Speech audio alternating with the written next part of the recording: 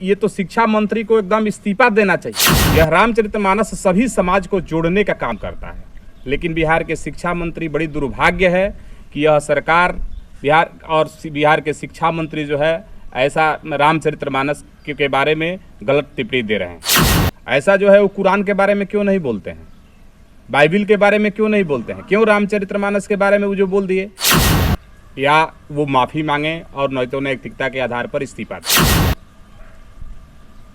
रामचरितमानस एक ऐसा ग्रंथ है जो सभी का आदर करता है। वो हमारे जो है आस्था को बहुत, उनको रामचरितमानस का अपमान करने से आस्था को बहुत बड़ा ठेस पहुंचा है। बिहार के जो शिक्षा मंत्री एक दीक्षांत समारोह में रामचरितमानस पे अभद्र टिप्पणी किए हैं, यह बहुत ही निंदनीय है।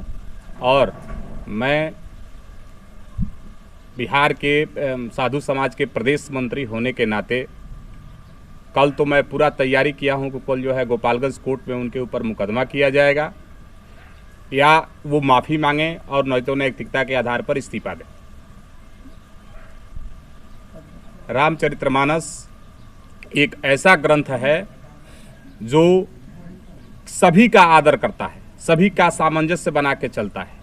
जैसे मान लीजिए भाई भाई का प्रेम, यह रामचरितमानस बताता है। भाई से भाई का प्रेम यह रामचरितमानस बताता है। पिता और पुत्र का कैसे रहना चाहिए यह रामचरितमानस बताता है। रावण जैसा दुश्मन और उसके भाई को श्री राम जी क्या किए, अपने साथ रख करके और उसको राज्याभिषेक कराने का काम किए। भिलनी जो झूठा वैर खा करके, यह रामचरितमानस सभी समाज को जोड़ने का काम करता है। लेकिन बिहार के शिक्षा मंत्री बड़ी दुर्भाग्य है कि यह सरकार बिहार के शिक्षा मंत्री जो है ऐसा रामचरितमानस के बारे में गलत टिप्पणी दे रहे हैं। चलिए, दूसरा सवाल यह है कि जब श्री रामचरितमानस का मतलब स्थापना या फिर लिखने का काम श्री तुलसीदास जी ने किया, तो तुलसीदास जी ने श्री रामचरितमानस में राम के बारे में नहीं लिखा, मर्यादा पुरुषोत्तम राम के बारे में लिखा। जैसे आपने पहले जवाब दिया, तो आखिर मर्यादा पुरुषोत्तम श्री राम के बारे में रामचरितमानस में ऐसा क्या जिक्र है कि हमेशा इस तरह के लोग इस तरह का बयान देते रहते हैं? देखिए, रामचरितमानस में जितना भी बात लिखा गया है वह सब जो है मर्यादित है, इसीलिए उनका नाम मर्यादा पुरुषोत्तम श्री राम पड़ा। वो जो है कहीं किसी को डिस्टर्ब करके जो है कुछ नहीं किए, इसलिए जो है मतलब ये तो शिक्षा मंत्री को एकदम इस्तीफा देना चाहिए।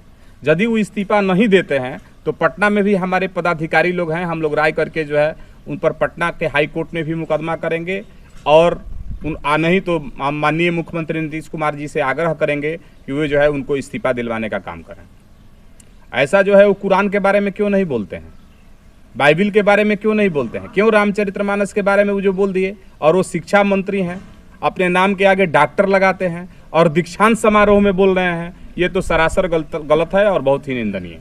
अच्छा, रामायण का एक दोहा को, मतलब रामायण के एक दोहे को वे हमेशा कोट कर रहे हैं, जिसमें वो कह रहे हैं कि ढोल गंवार शूद्र पशु नारी, ये सब तारण के अधिकारी। तो इसमें शूद्र है कि क्षुद्र है? नहीं, शूद्र है। तो देखिए, इसमें ढोल गंवार शूद्र पशु नारी ये सब ताड़न के अधिकारी, ये किसके लिए? ये तो रामचरितमानस जो है ज्ञान का अथाह सागर है। तो ये ऐसा नहीं है कि शूद्र जो है जो गलती करेगा उसको दंड मिलेगा। ये थोड़े है कि मतलब लिख दिया गया तो शूद्र पे जो है उसका अथी हो गया, ऐसा कोई बात नहीं है। मतलब चंद्रशेखर जी इसी बात को लेकर के मतलब बैकवर्ड फेडरल मतलब अरे चंद्रशेखर जी का तो माथा खराब हो गया, उनको जाके रांची भर्ती हो जाना चाहिए। चंद्रशेखर जी क्या कहेंगे जो डॉक्टर हैं, रामचरितमानस पढ़वे नहीं किए हैं, जबकि रामचरितमानस में कोई ऐसा चीज नहीं है जो नहीं है। बस चलिए, हमारा अब मतलब इस प्रेस कॉन्फ्रेंस का अंतिम सवाल रहेगा कि रामचरितमानस पे चंद्रशेखर जैसे लोगों का बयान यह पहली बार नहीं है। आप और कलकत्ता की राजनीति को याद कर पा रहे हो, जब काली जी को किस तरह का फोटो प्रमोट किया गया था, शिव शंकर जी को किस तरह का प्रमोट किया गया था। ऐसा हमेशा होता है। अगर आप याद कर पा रहे हो तो 1970 के बाद से जितनी भी फिल्में बनी हैं उसमें किसी भी एक भगवाधारी साधु का मतलब रोल पॉजिटिव सीन में नहीं दिया जाता है।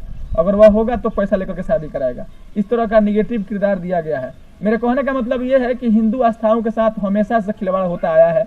तो क्या मतलब हिंदू की आस्था या फिर हिंदुओं के पास ऐसी मजबूती नहीं है कि ऐसे लोगों पे कोई भव्य आंदोलन करके या फिर उन पे कोई कड़ी कार्रवाई कर सके कि आगे ऐसे लोग और बयान न दे सके? उसी की तैयारी हम लोग कर रहे हैं। हम तो बोले हैं ना जी आपसे कि गोपालगंज में हम लोग हर जिला में संत समाज उनके ऊपर केस करने के लिए जा रहा है कि वो हमारे जो है आस्था को बहुत, उनको रामचरितमानस का अपमान करने से आस्था को बहुत बड़ा ठेस पहुंचा है।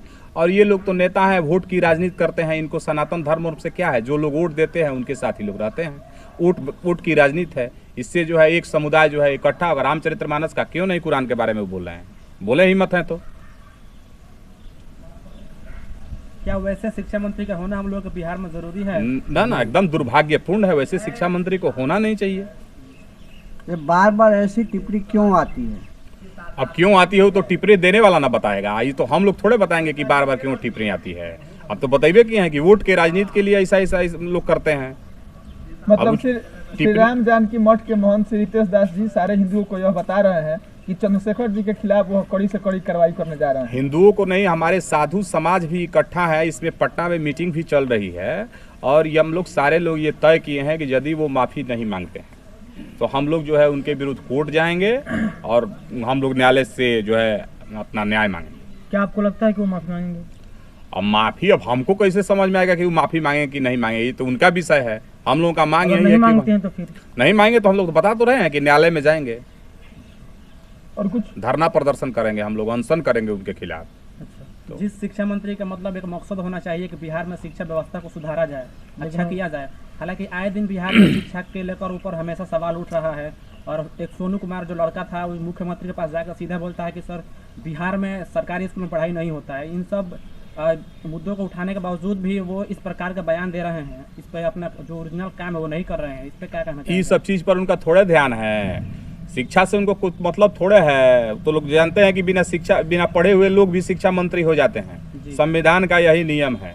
तो उन लोग थोड़ा ही सब, उन लोगों को वोट चाहिए, वोट जैसे वोट मिले वैसे उन लोगों का होगा। देखिए जाइए हमारे यूपी में योगी जी तो अभी कानून लाने जा रहे हैं कि प्रत्येक स्कूल में प्रेयर में हनुमान चालीसा का पाठ होगा।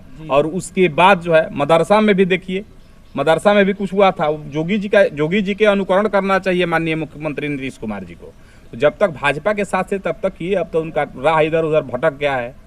तो वो अपना जो इच्छा कर रहा है कर रहे हैं।